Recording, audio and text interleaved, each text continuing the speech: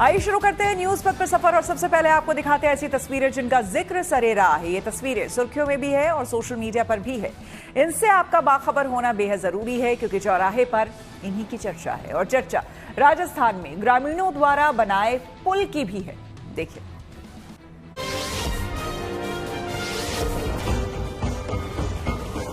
ओडिशा के मयूरभंज में यहाँ के सबसे बड़े सांस्कृतिक उत्सव मयूरभंज महोत्सव की शुरुआत हो गई।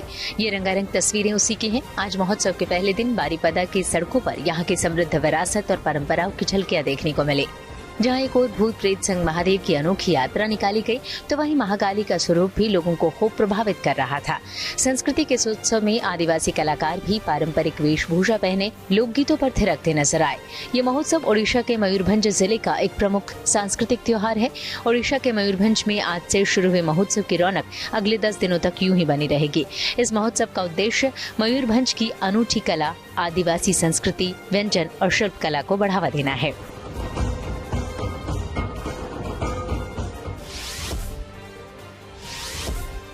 नोएडा का जंगल ट्रेल पार्क आज से आम लोगों के लिए खोल दिया गया। ये नोएडा के सेक्टर 94 में बनाया गया है। यहाँ की सबसे बड़ी खासियत है ये अनूठी मूर्तियाँ, जिन्हें करीब 500 टन कबाड़ से बनाया गया है।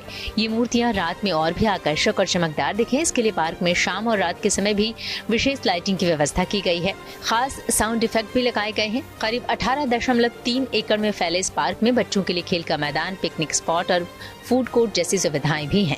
यहाँ रॉक क्लाइंबिंग, जिप लाइनिंग और जिप साइकिलिंग जैसे एडवेंचर गेम की भी सुविधा है। नोएडा प्राधिकरण द्वारा बनाए गए इस पार्क को 25 करोड़ रुपए की लागत से पीपीपी मॉडल पर तैयार किया गया है। यूपी के बागपत की ये कार खूब सुर्खियां बटोर रही है और वजह है इसका ये नंबर प्लेट, जिस पर नंबर तो नहीं है लेकिन बड़े बड़े अक्षरों में ठेकेदार जरूर लिखा है। किसी ने इसका वीडियो बनाकर सीधे बागपत पुलिस के एक्स अकाउंट पर टैग कर दिया। फिर पुलिस भी हरकत में आई। ट्रैफिक पुलिस को तत्काल कार्रवाई के निर्देश दिए गए। इसके बाद चौक चौराहों पर नजर रखी जाने लगी। रोड पर चेकिंग और वायरलेस पर संदेश दिया जाने लगा। आखिरकार बागपत के राष्ट्रवंदना चौक पर पुलिस की निगाह उस कार पर पड़ गई। गाड़ी को रोका गया, दस्तावेज चेक हुए और ट्रैफिक नियमों के गंभीर उल्लंघन को लेकर पुलिस ने उस पर 25,000 रुपए का भारी चालान कर दिया। राजस्थान के धौलपुर में लोगों द्वारा बनाया गया ये पुल चर्चा में है क्योंकि इसे सरकार ने नहीं बल्कि लोगों ने खुद अपनी मेहनत और पैसों से बनाया है। दरअसल राजस्थान के धौलपुर जिले के निधेरा कलां ग्राम पंचायत और बोधपुरा ग्राम पंचायत के बीच पार्वती नदी बहती है, लेकिन इस नदी के दोनों ओर रहने वाले लोगों के आवागमन के लिए अब तक वहाँ कोई रास्ता या पुलिया नहीं थी। दोनों ओर के ग्रामीणों को एनीकट की दीवार के सहारे नदी में होकर निकलना पड़ता था। ऐसे में दोनों ग्राम पंचायत के दर्जनों गांव के लोग शासन प्रशासन से कई बार गुहार लगा चुके थे, लेकिन जब इस पर सुनवाई नहीं हुई तो ग्रामीणों ने इसे खुद बनाने का फैसला लिया और इसे तैयार भी कर दिया ताकि रोजमर्रा के काम और आपात स्थिति में दोनों तरफ के लोगों को सहूलियत मिल सके। लोग ग्रामीणों की इस पहल की खूब सराहना कर रहे हैं।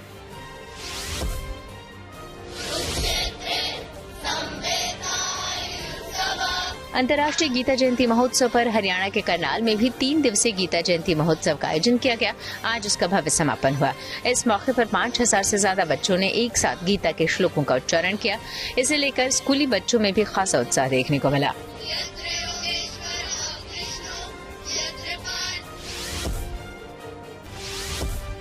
वहीं अयोध्या में मणिराम दास जी की छावनी में भी हर्षोल्लास के साथ गीता जयंती मनाई गई। इस मौके पर छावनी में आचार्य बटुक ब्राह्मणों ने गीता के श्लोकों का सुंदर पाठ किया। इस मौके पर श्री राम जन्मभूमि ट्रस्ट के प्रमुख महंत नृत्य गोपाल दास भी मौजूद रहे। और अब बात करते हैं स्पेसएक्स के सीईओ एलन मस्क की। एलन मस्क का मानना है कि आने वाले सालों में इंसानों को काम करने की जरूरत नहीं होगी। एआई और रोबोटिक्स की तरक्की से लोग अपनी मर्जी से काम करेंगे। मस्क ने कहा कि भविष्य में लोग नौकरी को मजबूरी की जगह शौक के तरह काम करेंगे। उनके मुताबिक 10 से 20 साल के भीतर काम पूरी तरह से ऑप्शनल हो सकता है। वहीं उनका मानना है कि एआई और रोबोट्स हर चीज का उत्पादन इतनी कुशलता से करेंगे कि सभी के पास जरूरत से ज्यादा सामान और सेवाएं उपलब्ध होंगी, जिससे गरीबी भी खत्म हो जाएगी।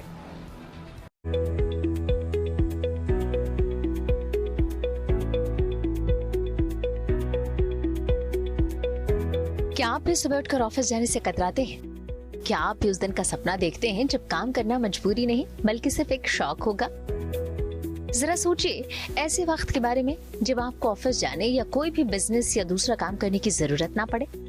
अगर हाँ, तो दुनिया के सबसे अमीर शख्स एलन मस्क ने आपके सपने को एक डेडलाइन दे दी है। एलन मस्क का कहना है कि आर्टिफिशियल इंटेलिजेंस यानी एआई और रोबोटिक्स में तेजी से हो रही प्रगति अगले 2 दशकों में काम को ऑप्शनल बना सकती है। एलन मस्क ने एक पॉडकास्ट में कहा कि मेरी भविष्यवाणी है कि आने वाले समय में काम करना वैकल्पिक होगा। लोग इसे 20 साल बाद सुनकर कह सकते हैं कि मैं गलत था, लेकिन मुझे लगता है कि ये सही साबित होगा। 20 साल से भी कम, शायद 10 या 15 साल में एआई और रोबोटिक्स में प्रगति हमें उस स्थिति में ले आएगी जहां काम करना एक ऑप्शन होगा। तकनीक जिस रफ्तार से बढ़ रही है वो आने वाले भविष्य की एक अलग ही तस्वीर दिखाती है। आज हम नौकरी, दफ्तर और काम को जरूरी मानते हैं, लेकिन आने वाला दौर शायद ऐसा हो जहां इंसान काम इसलिए करे क्योंकि वो करना चाहता है, न कि उसे करना पड़े। यही भविष्य की तस्वीर अब एलन मस्क ने दुनिया के सामने रखी है, जिसके बाद सोशल मीडिया पर बहस छिड़ गई है। मस्क ने कहा कि भविष्य की टेक्नोलॉजी सामान और सेवाओं को आसानी से उपलब्ध करा सकेगी।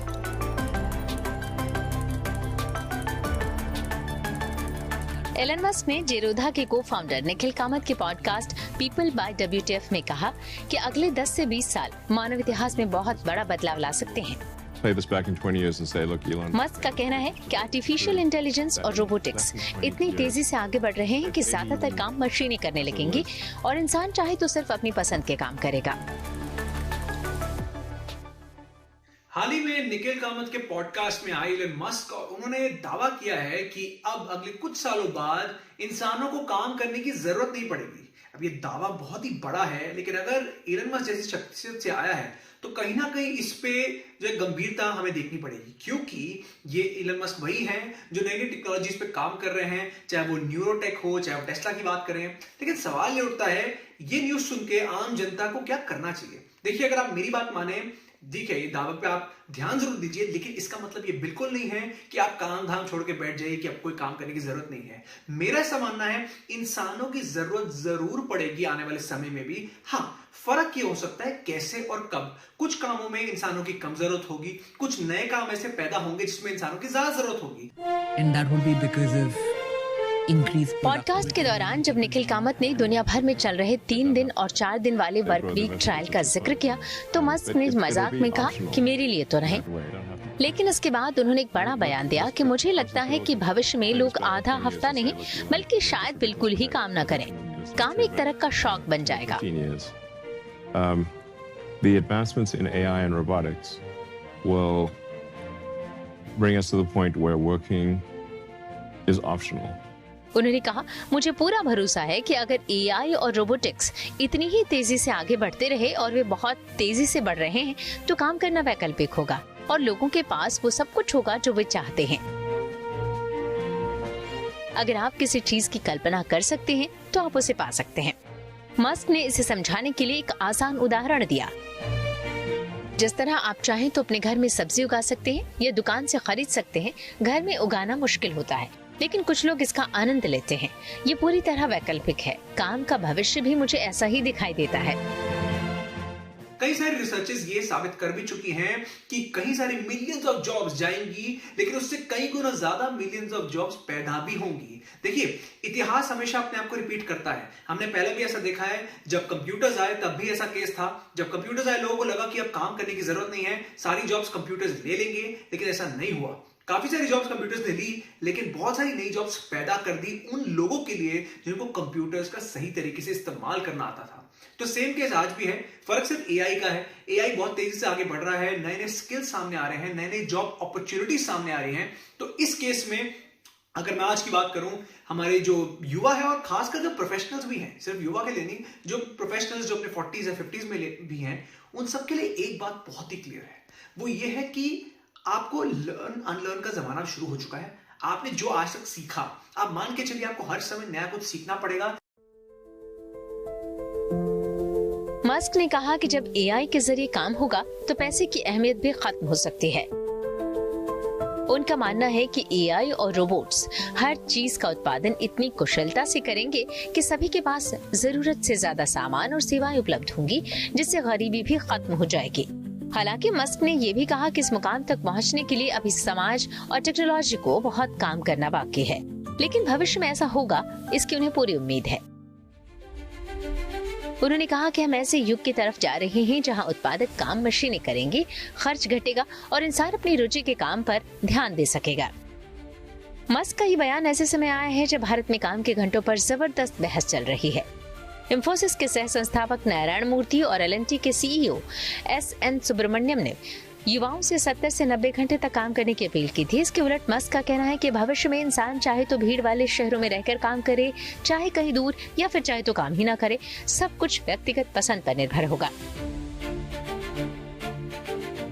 जिस तरीके से टेक्नोलॉजी इतनी तेजी से बढ़ रही है, आप बहुत सारी ऐसी चीजें होंगी जो टेक्नोलॉजी टेक ओवर कर जाएगी, एआई वहां पर आ जाएगा, इंसानों की जरूरत नहीं पड़ेगी। लेकिन अगर आप नई नई चीजें लर्न कर रहे हैं, जो ट्रेंड्स आ रहे हैं, एआई आपकी इंडस्ट्री में कैसे इंपैक्ट कर रहा है, अगर आपको पता है तो कहीं ना कहीं आप ट्रेंड के साथ चलेंगे, पहला।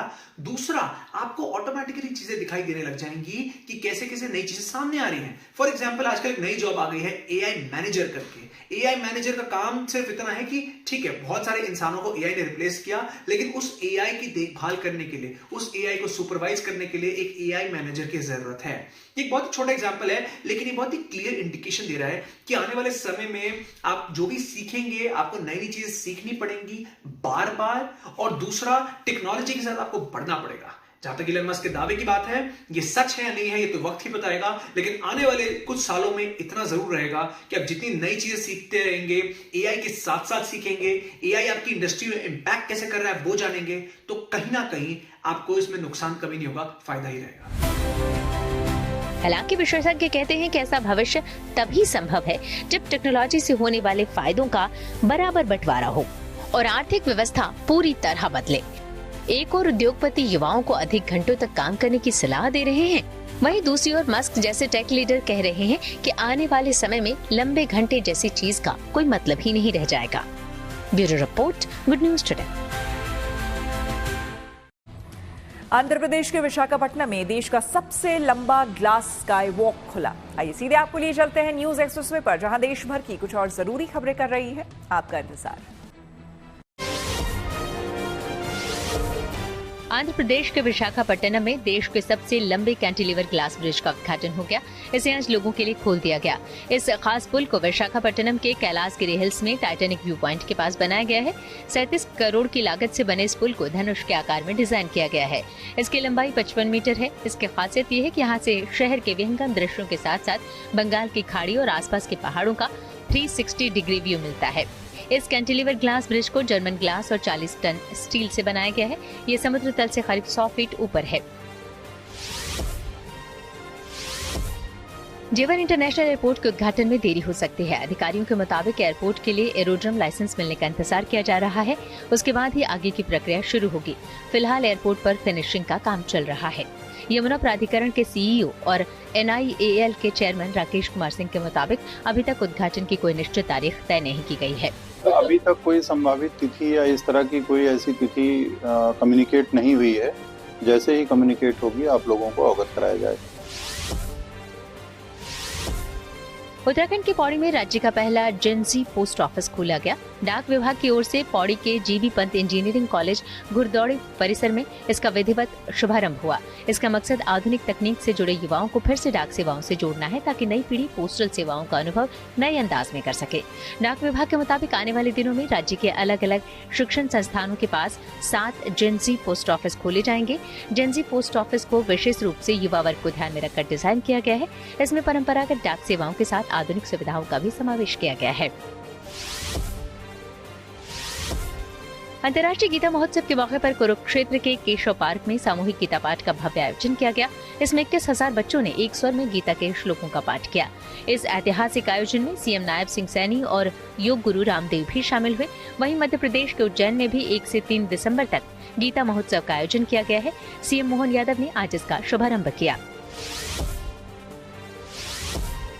JAKLI यानी जम्मू और कश्मीर लाइट इन्फेंट्री के 262 कैडेट 31 सप्ताह की कड़ी ट्रेनिंग के बाद आज सेना का अभिन्न हिस्सा बन गए। जवानों ने जम्मू के JAKLI रेजिमेंटल केंद्र में देश की रक्षा की शपथ ली। 5 जिलों के इन 262 कैडेटों के लिए 161 इन्फेंट्री बटालियन प्रादेशिक सेना की ओर से पासिंग आउट परेड का आयोजन किया गया था। इन जवानों के परिवार के सदस्य भी पासिंग आउट परेड देखने के लिए पहुंचे थे। और अब बात उत्तर प्रदेश के संभल की, जहां पर आज से 7 दिसंबर तक चलने वाले श्री कल्की महोत्सव का धूमधाम से आगाज हो चुका है। कल्की धाम के पीठाधीश्वर ने इस ऐतिहासिक धार्मिक आयोजन के लिए प्रधानमंत्री नरेंद्र मोदी, गृह मंत्री, रक्षा मंत्री समेत कई राज्यों के मुख्यमंत्रियों और गणमान्य व्यक्तियों को निमंत्रण भेजा है। इस आयोजन की खास बात यह है कि इसमें जगत गुरु रामभद्राचार्य कल्की कथा कहने वाले हैं और कल्की कथा का ये आयोजन दुनिया में पहली बार हो रहा है।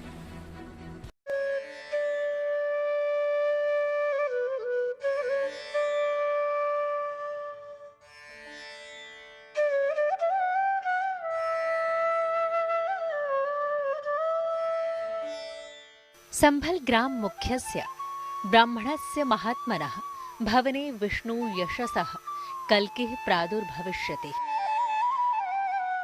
श्रीमद् भागवत गीता के 12वें स्कंद में भगवान विष्णु के कल्कि अवतार का वर्णन है। शास्त्रों के अनुसार जब कलयुग अपने चरम पर होगा, ऐसे में कलयुग के आखिर में भगवान विष्णु कल्कि के तौर पर अवतार लेंगे। वो सफेद घोड़े पर सवार होंगे और कहा जाता है कि भगवान कल्कि 64 कलाओं में माहिर होंगे।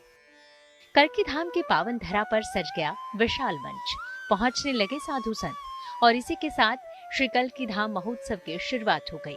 ये महोत्सव श्रद्धा, भक्ति और आध्यात्मिक ऊर्जा का ऐसा संगम जिसमें न सिर्फ साधु संत और धर्माचार्य शामिल हो रहे हैं। संभल के एचोड़ा कंबो में आज से शुरू हुए कल्कि महोत्सव के अंदर जहां एक तरफ जगत गुरु श्री रामभद्राचार्य जी के मुख से श्री कल्कि कथा का प्रवचन किया जा रहा है, तो वहीं इस कल्कि महोत्सव के पंडाल के दूसरी तरफ एक यज्ञशाला भी बनाई गई है।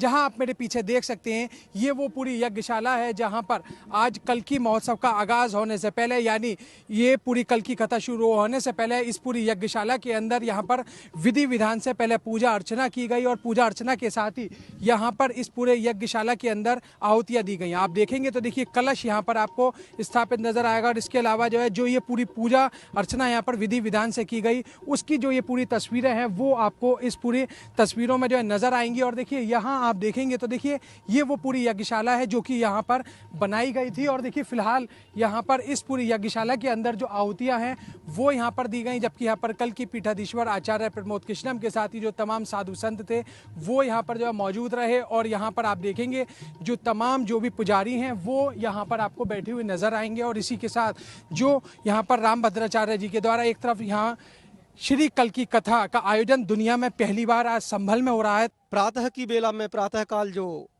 भगवान गौरी और गणेश का पूजन हुआ, उसके बाद में विधि के द्वारा कलश पूजन हुआ और बहुत ही भव्य और दिव्य रूप में शोभा यात्रा यहाँ संपन्न हुई है। इस यज्ञ के बाद जगत गुरु रामभद्राचार्य ने महोत्सव के विशाल मंच से कल्कि कथा का वाचन किया, जिसे सुनने के लिए बड़ी संख्या में लोग पहुंचे। ये आयोजन इस बार खास इसलिए है क्योंकि पहली बार भगवान कल्कि की कथा हो रही है। पहली कल्कि कथा शुरू होने से पहले महिलाओं ने कलश यात्रा निकाली, यज्ञशाला की परिक्रमा की और फिर हेलीकॉप्टर से फूलों से बारिश की गई, जिसके बाद पहली बार श्री कल्कि कथा का श्री गणेश हुआ।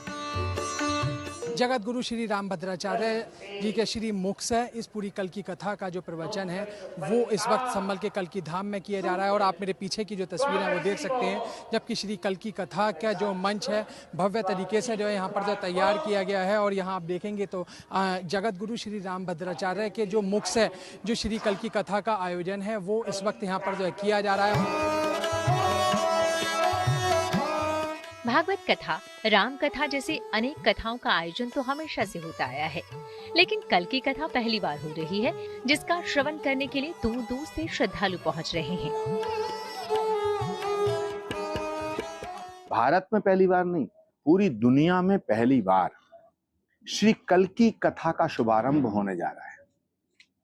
अभी तक श्री राम कथा, श्री कृष्ण कथा, श्रीमद् भागवत जिस तरह 5000 साल पहले, लगभग 5000 साल पहले राजा परीक्षित को शुकदेव जी ने शुक्रताल में पहली भागवत सुनाई, श्रीमद् भागवत सुनाई, उसके बाद से आज तक हजारों साल से भागवत की कथाएं हो रही हैं, जिसका जिक्र पुराणों में है, श्रीमद् भागवत में है। वेद व्यास जी ने लिखा है, संभल ग्राम मुखस्य ब्राह्मणस्य महात्मना भवने विष्णु यशस्य कल्कि प्रादुर्भविष्यति।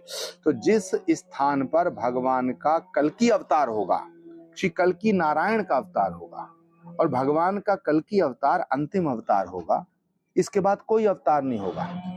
तो इसका मतलब है कि इस सनातन का अंतिम अवतार होंगे कल्कि भगवान। 9 दिसंबर तक चलने वाले इस महोत्सव में देश भर से साधु, संत और श्रद्धालु पहुंचने वाले हैं, जिनके ठहरने, खाने पीने और सुरक्षा का शानदार इंतजाम किया गया है। बताया जा रहा है कि करीब 1000 साधु संतों के ठहरने के लिए टेंट की कुटिया बनाई गई है। शुरू हुए 7 दिवसीय कल्कि महोत्सव में साधु संतों के रहने के लिए भी पर्याप्त सुविधाएं और पुख्ता इंतजाम किए गए हैं। लेकिन इस पूरे कल्कि महोत्सव को जिस तरीके से सनातन धर्म से जोड़कर देखा जाता है और सनातन धर्म के नाम पर ही इस पूरे कल्कि महोत्सव का एक बड़ा आयोजन होता है, तो वहीं इस पूरे महोत्सव के दौरान यहाँ पर साधु संतों के रहने के लिए जो कॉटेज बनाई गई हैं, उन कुटियों का नाम भी सप्त ऋषि, सप्त नदी और सप्तपुरियों के नाम पर रखा गया है, क्योंकि पूरा महोत्सव सनातन के नाम पर आयोजित हो रहा है। हमारी मौजूदगी इस वक्त आप देख सकते हैं जो वशिष्ठ कुटी है उसके बाहर है, और आप यहाँ देख सकते हैं जो गुरु वशिष्ठ हैं उनके नाम पर इस पूरी कुटिया का निर्माण यहाँ पर किया गया है। कल्कि कथा का सुधीजन और श्रद्धालु पुण्य लाभ ले रहे हैं और इसे अपना परम सौभाग्य मान रहे हैं। आज हम सबके लिए बहुत ही परम सौभाग्य है कि भगवान श्री कल्कि जी के अवतार से पूर्व आज विश्व में प्रथम बार श्री रामभद्राचार्य जी के द्वारा कल्कि कथा का शुभारंभ किया जा रहा है। हम सबके लिए बहुत अविस्मरणीय पल है, बहुत ही हम सौभाग्यशाली हैं, बहुत ही हम अभिभूत हो रहे हैं, क्योंकि हमने अब तक राम कथा सुनी है, हमने भागवत कथा सुनी है, हमने गौ कथा सुनी है, परंतु कल्कि कथा आज हमें पहली बार सुनने का सौभाग्य मिला। कल्कि महोत्सव के लिए प्रधानमंत्री, गृह मंत्री और रक्षा मंत्री को भी आमंत्रण भेजा गया है। पिछले साल फरवरी महीने में पीएम मोदी ने ही संभल में कल्कि धाम की आधारशिला रखी थी, जिसका काम बहुत जोर शोर से चल रहा है। और हमारी मौजूदगी इस वक्त उसी कल्कि धाम में है, जहां भारत के प्रधानमंत्री नरेंद्र मोदी ने 19 फरवरी को यहां पहुंचकर जो पूरी आधारशिला का कार्य था वो यहां पर किया था, जबकि उत्तर प्रदेश के मुख्यमंत्री योगी आदित्यनाथ के साथ ही जो तमाम साधु संतों की मौजूदगी थी वो यहां पर थी। आप यहां देख सकते हैं, देखिए कल्कि धाम के अंदर जहाँ ये पूरी कल्कि धाम का एक भव्य निर्माण यहाँ पर जो किया जा रहा है, तो देखिए जिस तरीके से यहाँ आप श्रमिक आपको इस पूरे कल्कि धाम के निर्माण में लगे हुए नजर आएंगे, और अयोध्या और भगवान श्री राम के मंदिर और इसी के साथ ही सोमनाथ के मंदिर की जो झलक है वो इस पूरे कल्कि धाम में दिखाई देगी। कल्कि कथा के दौरान देश भर से नामचीन हस्तियां शामिल होंगी, लिहाजा सुरक्षा के पुख्ता इंतजाम किए गए हैं। शुरू हुए कल्कि महोत्सव में जहां एक तरफ आचार्य श्री रामभद्राचार्य के द्वारा श्री कल्कि कथा का प्रवचन किया जा रहा है, तो वहीं कल्कि महोत्सव को लेकर जो सुरक्षा व्यवस्था है वो बेहद कड़ी रखी गई है। यहाँ आप देख सकते हैं, देखिए जो कल्कि धाम के अंदर जहाँ ये पूरा कल्कि महोत्सव जो है यहाँ भव्य तरीके से चल रहा है, वहाँ आप देखेंगे तो देखिए जो पुलिसकर्मी हैं वो इस पूरे कल्कि महोत्सव के दौरान जो तैनात दिखाई देंगे। यहाँ आपको ट्रैफिक पुलिस के जो कर्मी हैं वो भी यहाँ पर आपको तैनात नजर आएंगे, जो कि यहाँ पर ट्रैफिक व्यवस्था देख रहे हैं। इसी के अलावा जो यहाँ पर अलग अलग थानों की पुलिस फोर्स है उसको यहाँ पर तैनात किया गया है, क्योंकि SP के विश्नोई की तरफ से सीधे तौर पर साफ किया गया कि यहाँ पर इस पूरे इलाके में 6 थानों की पुलिस फोर्स के साथ ही जो PAC बल है उसको तैनात किया गया। करीबन 10 से 15 हजार लोगों की भीड़ की आवश्यकता है। उसको देखते हुए लॉ एंड ऑर्डर के लिए एक डिप्टी SP, विभिन्न थानों की फोर्स तथा गैर जनपद से भी सब इंस्पेक्टर और कांस्टेबल है वो मंगवाए गए हैं, और 7 दिन तक चलने वाले इस आयोजन को सफलतापूर्वक पुलिस के द्वारा पार्किंग के साथ साथ लोगों के आने जाने और उनके सुगम्य और उनका जो यहाँ ठहरने का स्थान है उन सभी की सुरक्षा का निर्णय लिया गया है। अब सवाल है कि भगवान विष्णु के 10वें अवतार कल्कि का अवतार कब होगा।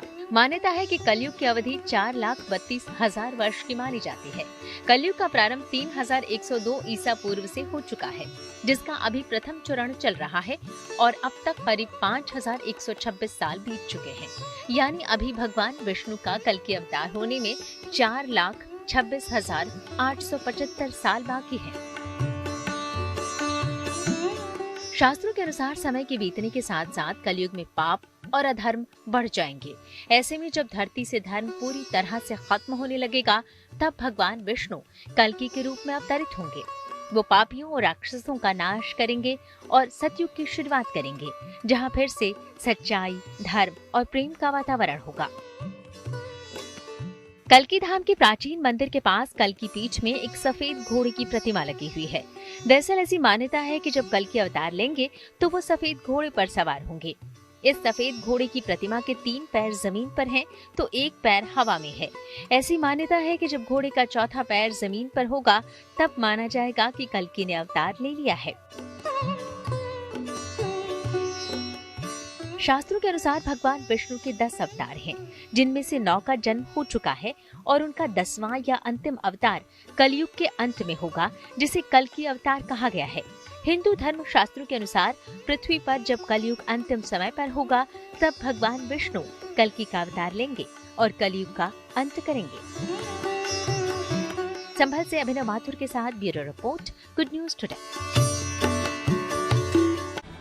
न्यूज पथ पर आगे है धन बाजार, जहां शेयर बाजार से लेकर कारोबार तक की सभी अहम खबरें होती हैं, जिसका सीधा रिश्ता आपकी आमदनी आपकी जेब से होता है। तो तेज रफ्तार खबरों के बीच ये जरूरी खबरें छूट ना जाए, इसलिए सीधे आपको लिए चलते हैं धन बाजार।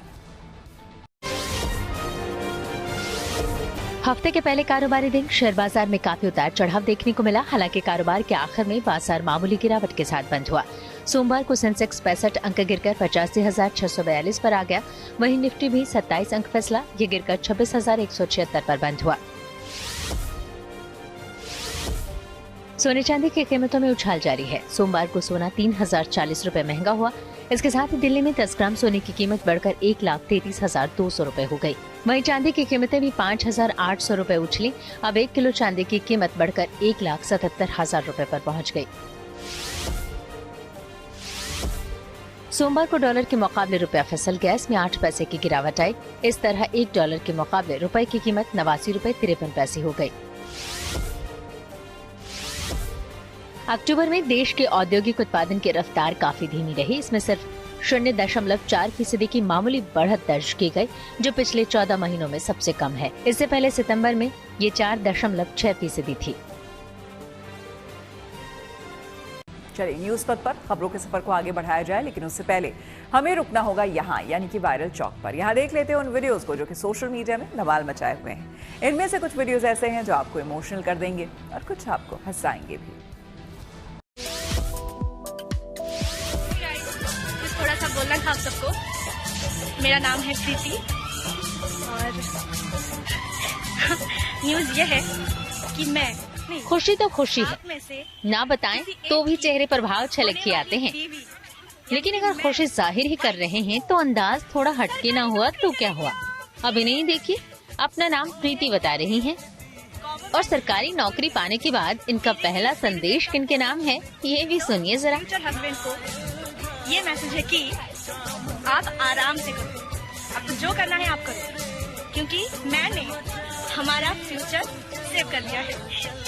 जी हाँ, फ्यूचर हस्बैंड के नाम है इनका पहला संदेश।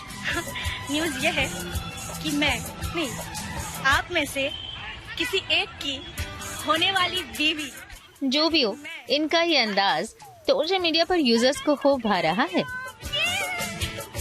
मुझे मिला है government high school TGT CBZ का पोस्ट।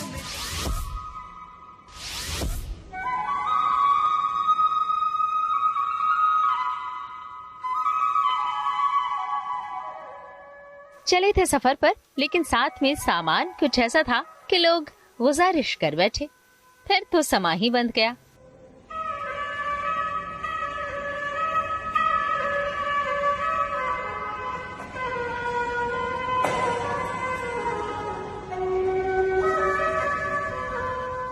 इतना मधुर संगीत कि पांव खुद ब खुद थमने लगे लोगों के, और गाना भी तो दिल छू लेने वाला चुना इन्होंने।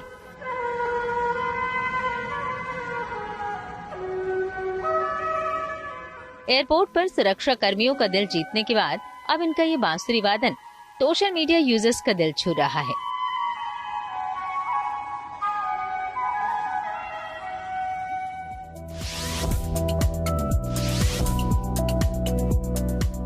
बच्चों की फिक्र करती माएं और उनकी वीडियोस तो खूब देखे होंगे आपने, लेकिन ये नन्हा बच्चा जिस तरह अपनी माँ की फिक्र कर रहा है वो लोगों का दिल छू रहा है। मामा शायद ज्यादा थक गई हैं, आंखों में नींद है, लेकिन ये छोटा बच्चा जिस तरह से अपनी परवाह किए बिना उन्हें मेट्रो के झटकों से बचाने की कोशिश कर रहा है वो देखना दिलचस्प है।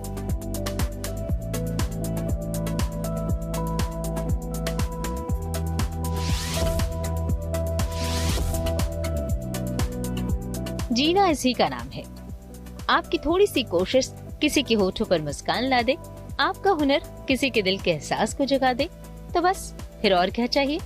यकीन मानिए ये कुछ पल का सुकून जिंदगी को बड़ी मायने दे जाता है। इस शख्स ने जिस तरह से अपनी ड्यूटी निभा रही महिला का चित्र बनाकर उसे भेंट किया, उसके चेहरे के भाव से उसकी खुशी को महसूस किया जा सकता है।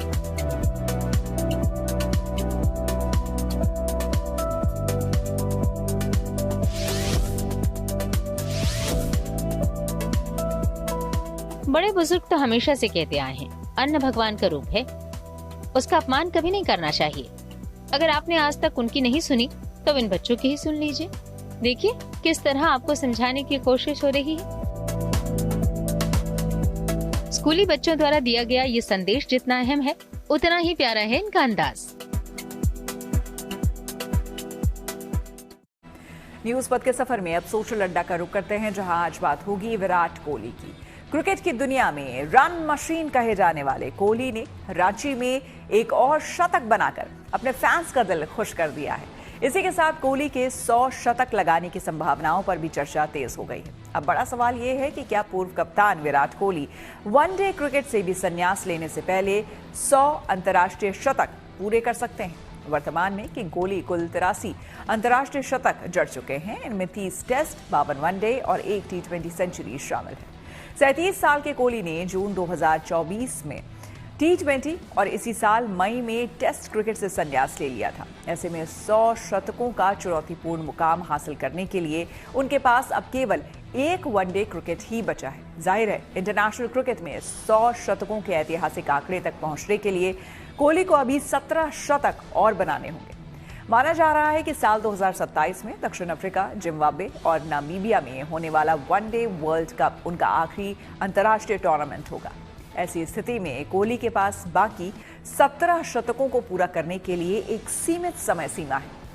तय कार्यक्रम के अनुसार भारतीय टीम के पास 2027 विश्व कप तक कम से कम 32 वनडे मैच खेलने का मौका है। अगर भारत वर्ल्ड कप टूर्नामेंट में ग्रुप स्टेज में आगे बढ़ता है या कोई और सीरीज खेलता है तो ये संख्या थोड़ी बढ़ सकती है। तो कुल मिलाकर 32 मैचों में 17 शतक बनाने के लक्ष्य को पूरा करने के लिए कोहली को लगभग 1.78 पारियों में एक शतक लगाना होगा, जो कि बेहद कठिन काम है। लेकिन विराट कोहली की काबिलियत को देखते हुए यह असंभव कार्य भी संभव हो सकता है। तो 32 मैचों में 17 शतक बनाने की संभावना, विराट के फॉर्म और हर मैच में उनकी भागीदारी को मद्देनजर रखते हुए हमने रायपुर में क्रिकेट फैंस से बात की और उनकी राय जानी। छत्तीसगढ़ में विराट कोहली के चाहने वाले प्रशंसक बहुत ज्यादा हैं और हमारे साथ कुछ प्रशंसक लोग भी आइए हम उनसे बात करते हैं विराट कोहली के बारे में कि क्या लगता है कि विराट कोहली अपने 100 शतक के पार कर सके। बिल्कुल कर लेंगे, अगर उन्हें मौका मिलेगा, जितना खेलेंगे उतने शतक वो पूरे करेंगे। और काफी कम समय में देखिए जिस तरीके से विराट ने अपने खेल का जौहर दिखाया है, शतक पे शतक। जिस तरीके से देखिए एक बात ये भी है कि वो लगातार चाहे T20 की बात करें तो उसमें संन्यास ले लिए हैं। अगर संन्यास नहीं लेते हैं, फॉर्म में रहते हैं, ज्यादा से ज्यादा मैच वो खेलते हैं तो आने वाले कुछ माह में ही ये जो 100 शतक की बात जो हम कर रहे हैं वो विश्व कीर्तिमान ये बना लेंगे। जिस हिसाब से फॉर्म आए हैं, लौटे हैं, बीच में ऐसा लग रहा था कि वापस चले गए। अब जैसे लौटे हैं, फॉर्म में बहुत तेज मार रहे हैं। तो कल रायपुर में मैच है, 3 तारीख को रायपुर में मैच है, तो लग रहा है कि एक आध शतक और जड़ दे। फिर अगर 1-2 साल और अच्छे खेले तो निश्चित तौर पे 100 शतक पूरे कर सकते हैं। अगले 2 साल में क्या उम्मीद दिखती है कि बना पाएंगे 100 शतक? वैसे खेल प्रेमियों के साथ साथ अन्य दर्शकों को भी ये उम्मीद है कि विराट कोहली जो अपना लक्ष्य रखे हुए है वहां तक पहुंच पाना उनके लिए कोई असंभव नहीं है, क्योंकि उनकी लोकप्रियता और जिस हिसाब से वो मैचेस खेल रहे हैं, कुछ लोगों को लगा कि ये बाहर चले गए, विदेश तो नहीं आएंगे, तो आके जो खेल रहे हैं और जिस गति से खेल रहे हैं उस गति से तो लगता है कि ये अपने लक्ष्य को जरूर प्राप्त करेंगे, क्योंकि उसके प्रेमी बहुत है और खेल उनका एक अलग ही तरीके का है। उन्होंने बहुत सारे लोगों के रिकॉर्ड तोड़े हैं अभी तक के, तो हो सकता है ये अपना एक कीर्तिमान स्थापित करे, जिसको तोड़ने के लिए लोगों को भारी मेहनत करनी पड़ेगी। क्या लगता है कि उनकी बढ़ती उम्र का कोई असर पड़ेगा? उनकी बढ़ती उम्र का कोई असर नहीं पड़ेगा, उनका फिटनेस अभी भी बरकरार है और आने वाले समय में भी उनका पूरा योगदान टीम को मिलेगा। बिल्कुल, विराट कोहली तेंदुलकर का रिकॉर्ड तोड़ेंगे और सबसे ज्यादा शतक विराट कोहली ही बनाएंगे। आप देख लेंगे ना, क्योंकि विराट कोहली अभी जिस उम्र है, अभी उनकी 37 साल उम्र है, वो लगभग 40 साल तक खेलना चाहिए उनको और खेलें भी। और विराट कोहली जैसा युवा खिलाड़ी है अभी जो भारतीय टीम में, ऐसा कोई खिलाड़ी नहीं है। और विराट कोहली सब युवाओं की पसंद है। हम सब युवाओं की उनके साथ दुआएं हैं कि वो आगे भी अच्छा प्रदर्शन करें और रायपुर में होने वाले वनडे में, जो साउथ अफ्रीका का सेकंड वनडे है, उसमें भी एक शतक और लगाएं। बिल्कुल, उसको ऐसे ही किंग कोहली नहीं बोलते हैं, बट भारत का स्टार बल्लेबाज है और अभी हाल में ही कल ही उसने शतक मारा है। कहीं देख के ऐसा नहीं लगा कि उनकी एज 35 पार है, ऐसा लग रहा था कि 22 साल का लड़का खेल रहा है। और रही बात सचिन तेंदुलकर के रिकॉर्ड को लेकर, तो सचिन तेंदुलकर क्रिकेट का भगवान है, मास्टर ब्लास्टर है, पूरे 100 शतक उनके, और उम्मीद करेंगे कि दूसरा भारतीय बल्लेबाज विराट कोहली हो जो इसका रिकॉर्ड को तोड़े। जी निश्चित तौर पर जिस तरीके से अभी विराट कोहली जो है लगातार खेल रहे हैं, खासकर जो वनडे मैच अभी रांची में हुए और रांची में जिस तरीके से उन्होंने शतक बनाया है, उनका जो एनर्जी है, उनका जो क्रिकेट खेलने के स्टाइल है, कहीं ना कहीं वो जरूर इस पे सफल होंगे और बहुत जल्द ही वो 100 शतक लगाएंगे, ऐसा अनुमान है। जी देखिए, खिलाड़ी जो है वो आते रहते हैं। हमने पहले देखा था जब सचिन तेंदुलकर जी आए तो ऐसा लगा था कि सचिन से महान कोई खिलाड़ी नहीं हो सकता, मगर ये खेल है और संभावनाएं बहुत है। तो विराट कोहली जो है बहुत अच्छा खेल रहे हैं, लेकिन उनसे भी अच्छे खिलाड़ी हैं, उनको भी मौका मिलना चाहिए। फिल्म बॉर्डर 2 से दिलजीत दोसांझ का लुक जारी। इसके साथ ही फिल्म जगत से जुड़ी कुछ और खबरों को जानने के लिए आइए सीधे आपको लिए चले फिल्मी मोड़ पर। अभिनेता रणवीर सिंह की अपकमिंग फिल्म धुरंधर की रिलीज का रास्ता साफ हो गया। दिल्ली उच्च न्यायालय ने फिल्म की रिलीज पर तत्काल रोक लगाने से इनकार कर दिया है। साथ ही स्वर्गीय मेजर मोहित शर्मा के माता पिता की याचिका पर अदालत ने सीबीएफसी को विचार करने का निर्देश दिया है। फिल्म 5 दिसंबर को रिलीज होने वाली है। इसमें रणवीर सिंह के अलावा अर्जुन रामपाल, संजय दत्त और अक्षय खन्ना भी अहम रोल में हैं। फिल्म बॉर्डर 2 में दिलजीत दोसांझ का पहला लुक सामने आ गया। इसमें वो पायलट की वर्दी में युद्ध के दौरान खून से लथपथ हालत में जेट उड़ाते दिख रहे हैं। बॉर्डर 2 में दिलजीत दोसांझ फ्लाइंग ऑफिसर निर्मलजीत सिंह सीखों का किरदार अदा करेंगे। दिलजीत दोसांझ के अलावा फिल्म में सनी देओल, वरुण धवन, आहन शेट्टी, मेधा राणा और सोनम बाजवा भी हैं। फिल्म अगले साल 23 जनवरी को रिलीज होगी। मशहूर फिल्म निर्माता वी शांताराम की बायोपिक का ऐलान हो गया। इसमें सिद्धांत चतुर्वेदी लीड रोल में होंगे, यानी इस बायोपिक में सिद्धांत वी शांताराम की भूमिका में नजर आएंगे। इस फिल्म का निर्देशन शिरीष देशपांडे कर रहे हैं। उन्होंने इसे लिखा भी है। इस फिल्म के जरिए वी शांताराम के शानदार सिनेमाई सफर को दिखाया जाएगा। अवतार फायर एंड ऐश की आईमैक्स एडवांस बुकिंग इसी हफ्ते शुरू होगी। निर्माताओं के मुताबिक इसकी एडवांस बुकिंग 5 दिसंबर यानी शुक्रवार से होगी। 20th सेंचुरी स्टूडियोज के बैनर तले बनी ये फिल्म 19 दिसंबर को भारतीय सिनेमाघरों में दस्तक देगी। इसे अंग्रेजी, हिंदी समेत 6 भाषाओं में रिलीज किया जाएगा। डायरेक्टर राही अनिल बर्वे की नई फिल्म का ऐलान हो गया। फिल्म का नाम है माया सभा। तुम्बाड़ के बाद ये उनकी दूसरी फिल्म है जिसका वो निर्देशन कर रहे हैं। इस फिल्म में जावेद जाफरी एक अनदेखे अवतार में नजर आने वाले हैं। फिल्म अगले साल 16 जनवरी को सिनेमाघरों में रिलीज होगी। और आइए अब रुक करते हैं प्रगति मार्ग का, जहां ऐसी खबरें हैं जो कि देश की तरक्की, प्रगति और लोगों की काबिलियत दिखाती है। अब आपको अरुणाचल प्रदेश लेकर चलते हैं, जहां पर अल्ट्रा ट्रेल मैराथन इवेंट हुआ। अल्ट्रा ट्रेल रन इवेंट के तहत रनर्स पहाड़, पर्वत और नदियों से दौड़ लगाते हुए गुजरे। इस मैराथन में देश के अलग अलग हिस्सों से प्रतिभागियों ने हिस्सेदारी की। इस आयोजन का मकसद अरुणाचल की कुदरती खूबसूरती से लोगों को रूबरू कराना था। साथ ही राज्य में एडवेंचर गेम्स को बढ़ावा भी देना है। 9, 8, 7, 6, 5, 4, 3, 2, 1, flag out!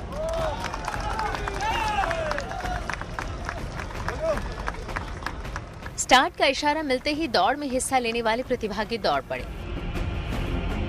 फिर देखते ही देखते सभी में एक दूसरे को पीछे छोड़कर आगे निकलने की होड़ मच गई। अरुणाचल प्रदेश के बसार में हुई ये मैराथन उत्तर पूर्व के सबसे चुनौतीपूर्ण अल्ट्रा ट्रेल रन में गिनी जाती है।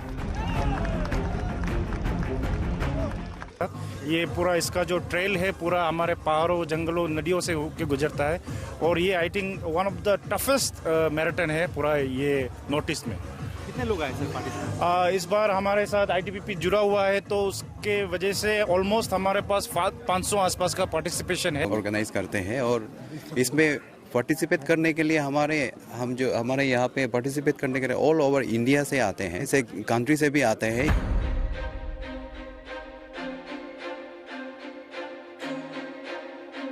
इस इवेंट में शामिल रनर का जोश देख अरुणाचल प्रदेश के सुरम्य ट्रेल्स उत्साह से भर उठे।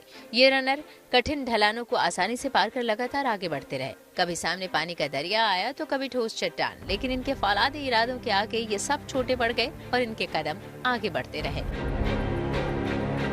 ब्रूट के लिए मेरा ये मैसेज है कि हमारा लफारादा में ये जो इंटरनेशनल रनिंग हो रहा है अभी ब्रूट में, तो सब अच्छे से पार्टिसिपेट होना है और अच्छे से रनिंग करना है और हमारा लफारादा का जितना भी पब्लिक है इन सबको एनकरेज करना है ये ब्रूट रनिंग को। इस मैराथन का एक मकसद युवाओं को नशे की लत से बाहर निकालना भी है। हमारे यहाँ देखा जाए तो बहुत ही ड्रग्स एब्यूज ज़्यादा हो रहा है, तो इसको जो है ड्रग्स फ्री करना चाहिए और ये थ्रो रनिंग का थ्रो हम लोग ये मैसेज देना है कि ड्रग्स ना सेवन ना करें। घने जंगल और यहाँ पसरे सन्नाटे से इनका सामना हुआ, लेकिन ये सभी अपने लक्ष्य को ध्यान में रखकर आगे बढ़ते रहे और इन सब का एक ही मकसद था, अपनी मंजिल की ओर बढ़ते रहना और अपने लक्ष्य को हासिल करना। आई थिंक 2 टाइप्स का मैराथन होता है, एक जो रोड साइड एंड एक जो ट्रायल होता है कि हम लोग नेचर का साथ करने वाला। So this is very exciting कि हम लोग नेचर का साथ ही दौड़ेंगे एंड यहाँ के आप जो वादिया एंड फ्रेश हवा को भी आप लोग जो एंजॉय कर सकेंगे। So this marathon will be I think very excitement होगा एंड एडवेंचरस है। बहुत अलग है, यहाँ का जंगल वगैरह ऐसे गांव के बीच से गुजरना पड़ता है तो अच्छे लगता है। मैं सिक्किम से हूँ, पहले साल भी इधर आया था, 30 किलोमीटर दौड़ा था, बहुत अच्छा लगा। रूट भी डिफिकल्ट था लेकिन मज़ा आया। और मेरे तरफ से मैं यूथ को क्या कहना चाहता हूँ, और हम इंडिया का दिल्ली, मुंबई, बेंगलोर सब खेल चुका है, तो इधर ट्रेल आके एक्स्ट्रा फील हुआ। और मैं सब लोग को स्पेशल इधर का लोकल लड़का को यूथ को क्या कहना चाहता हूँ, ये ड्रग्स से दूर रहिए, थोड़ा खेलकूद में आइए, कोडियम होने के लिए वो मिशन में मत आइए, लेकिन अपना खुद हेल्थ के लिए आइए तो मज़ा आ जाएगा। जब गांव के बीच से रनर दौड़ते हुए निकले तो लोगों ने अलग अलग तरीकों से उनका हौसला बढ़ाया। बसर रनिंग अल्ट्रा ट्रेल एक्सपीरियंस जो है बसर में ब्रूट जो है यहाँ पे इतना महत्वपूर्ण है कि एक ये हमारा यूथ और उसके बाद जितने भी यहाँ का लोगों के लिए ये बहुत इम्पोर्टेंट एक स्पोर्ट्स इवेंट्स है, क्योंकि इसी स्पोर्ट्स का माध्यम से हम एंटर इंडिया और अरुणाचल को हम जुड़ पा रहा है। तो इसीलिए इसका हमारा बसार के लिए स्पेशली ये बहुत एक बड़ा स्पोर्ट्स इवेंट्स है, तो ये हमारा बसार को बहुत आगे ले जाएंगे। देश के अलग अलग राज्यों से आए 500 से ज्यादा रनर्स ने इस प्रतियोगिता में हिस्सा लिया। किसी ने 50 किलोमीटर, किसी ने 30 किलोमीटर, किसी ने 10 किलोमीटर तो किसी ने 5 किलोमीटर की कैटेगरी में भागीदारी की। कई प्रतिभागी ऐसे भी हैं जिन्होंने इस मैराथन में पहली बार हिस्सा लिया। ब्रूट का पहली पार्टिसिपेट कर रहा हूँ इस साल। ब्रूट बहुत अच्छा लगता है, मेरे को आने में बहुत एक्साइटेड था। देखते हैं आज का इवेंट क्या होता है। पार्किंग अच्छा ही कर रहा होगा। हम तो यहाँ पे थोड़ा लेट पहुँचा ना, इसलिए रूट चेक करने में नहीं फुर्सत ही नहीं मिला। देखते हैं आज का रूट अच्छा ही होगा। कठिन ट्रेल्स पार करने के बाद रनर न सिर्फ रोमांच से भरे दिखे, बल्कि जंगल, नदियों और मेहमान नवाजी की यादें लेकर वापस लौटे। इस तरह के इवेंट से अरुणाचल में एडवेंचर टूरिज्म को बढ़ावा देना है, साथ ही युवाओं को फिट रहने का मंत्र भी दिया गया। वहीं इस पहल से अरुणाचल के मनमोहक प्राकृतिक दृश्यों और समृद्ध संस्कृति को देश दुनिया के मानचित्र के सामने लाना भी है, जो साहसिक गतिविधियों के शौकीनों को इस मैराथन में शामिल होने के लिए आमंत्रित करेगी। युवराज मेहता के साथ bureau report, good news today. Bharat और दक्षिण अफ्रीका के बीच दूसरे वनडे मैच के लिए दोनों टीमें रायपुर पहुंची। खेल जगत से जुड़ी ऐसी इंटरेस्टिंग खबरों को जानने के लिए आइए आपको लिए चले खेल चक्कर। भारत और दक्षिण अफ्रीका के बीच 3 मैचों की वनडे सीरीज का दूसरा मुकाबला छत्तीसगढ़ के नवा रायपुर में 3 दिसंबर को खेला जाएगा। इससे पहले दोनों टीमें रायपुर पहुंच चुकी हैं। मैच नवा रायपुर के Shaheed Veer Narayan Singh international cricket stadium में होगा। रांची में हुआ सीरीज का पहला मैच भारत ने 17 रनों से जीता था। इस मैच में विराट कोहली ने 52वां ऐतिहासिक शतक जड़ा था, तो वहीं रोहित शर्मा ने भी अर्धशतक जड़कर उनका साथ निभाया था। इस बार भी फैंस को उनसे अच्छी पारी की उम्मीद है। दिल्ली के इंदिरा गांधी स्टेडियम में आज देश की पहली इंडियन पिकल बॉल लीग 2025 का शुभारंभ हुआ। इसकी ओपनिंग सेरेमनी में सीएम रेखा गुप्ता भी मौजूद रहीं। 7 दिसंबर तक चलने वाले इस आयोजन में 6 टीमों के बीच मुकाबला होगा। टोक्यो ओलंपिक में रजत पदक जीतकर देश का गौरव बढ़ाने वाले पहलवान रवि दहिया अब शादी के पवित्र बंधन में बंध गए हैं। रवि ने हरियाणा के ही बिलबिलान गांव की ऋचा के साथ 7 फेरे लिए। ऋचा किसान परिवार से हैं। इसी के साथ न्यूज पथ में मेरे यानी कि श्वेता झा के साथ फिलहाल इतना ही। देश दुनिया की तमाम पॉजिटिव खबरों के लिए आप देखते रहिए गुड न्यूज टुडे।